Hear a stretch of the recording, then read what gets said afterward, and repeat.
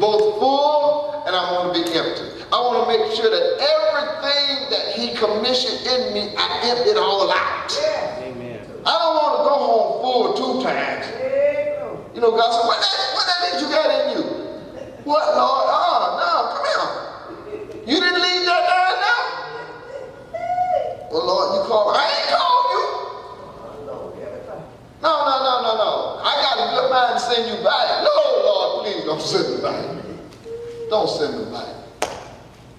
I want to be full of him and empty of me. I really want to be empty. I don't know about you. I want to be empty. Everything that he's placed in me to give to this world, I want to make sure it's empty. It's empty. Do you? You know, I started Wednesday night.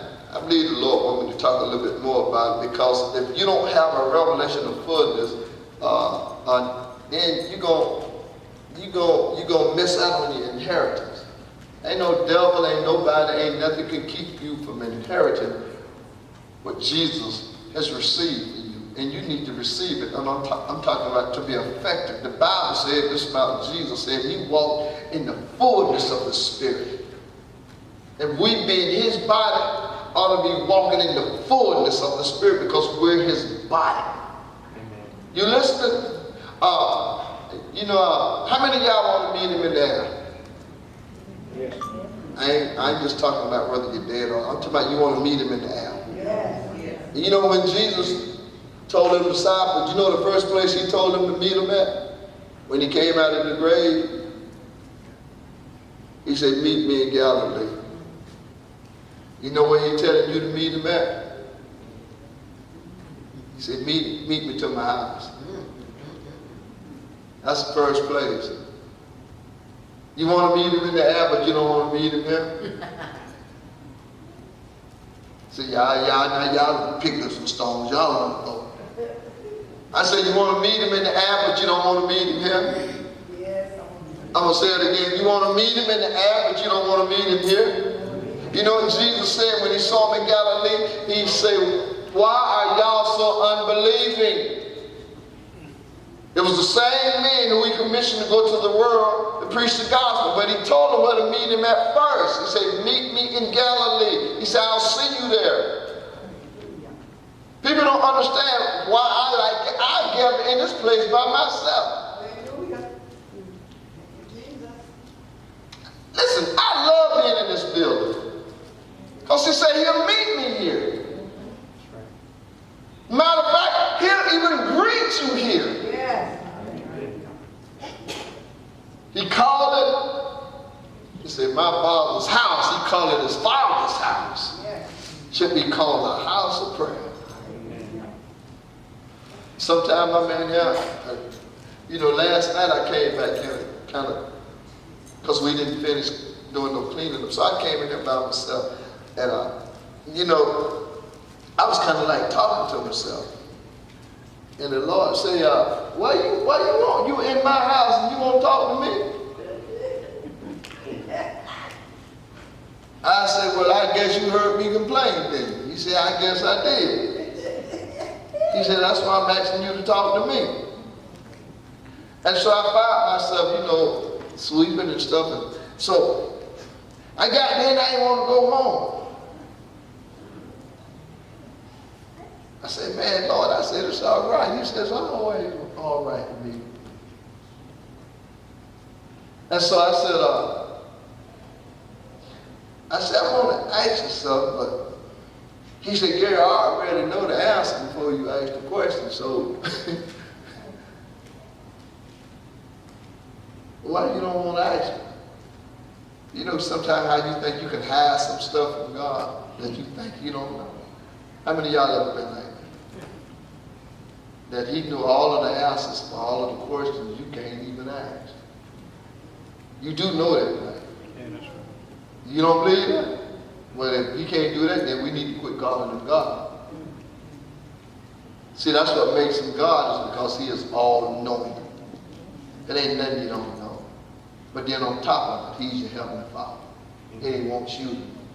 The Bible said sometimes you don't even know how to pray, and the Holy Spirit know how to do moaning and groaning in your behalf, but things that you don't know how to ask Him, because, watch this, it knows the mind of God. And you know, I used to read past that. You know, God got a mind. How many of y'all ever thought about that? That God got a mind.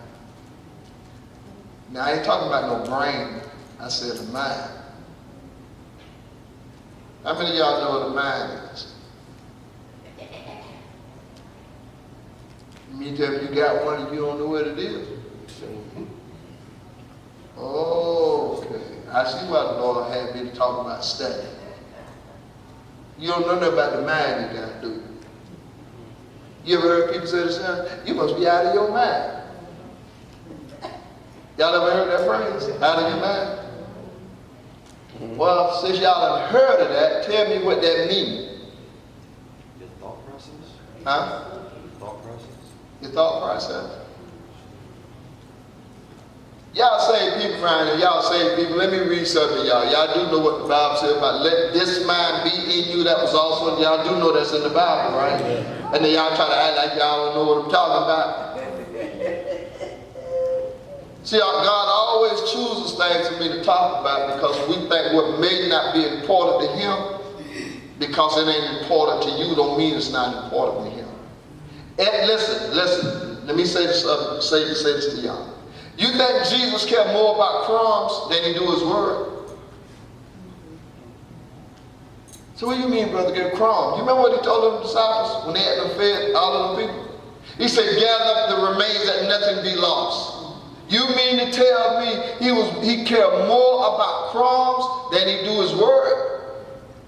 I believe He told Moses, He says, you tell them, He says, tell them man should not live by bread alone. Well, if He cared that much about bread, He got to care that much about His word. But by every word that proceeds out of the mouth of the Lord.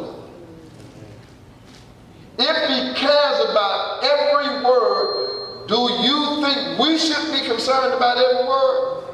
So I'm going to ask you again, how many of y'all know what a mind is?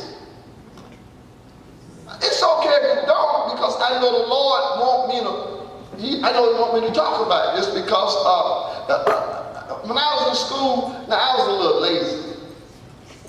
I could have done a whole lot better than I did.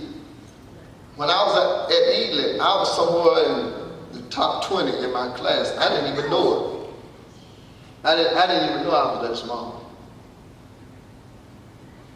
Because I liked it, if I liked the teacher, it made learning fun to me. If I didn't like the teacher, man, that's going to be a hard year for me.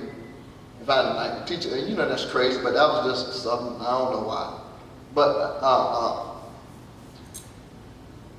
when they took me out of Ealing, my last couple of years when they closed Ealing, we had to go to Pompano. I dropped down to the bottom 10. I went from being in the top 20 to the bottom 10. And you know what my problem was?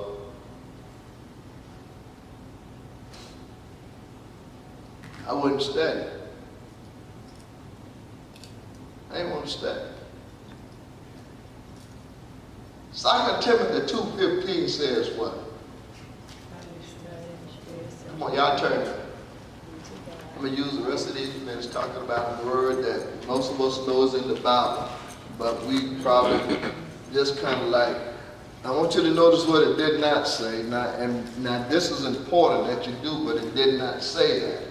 It says something more than that. 2 Timothy 2:15. 2 Timothy 2:15.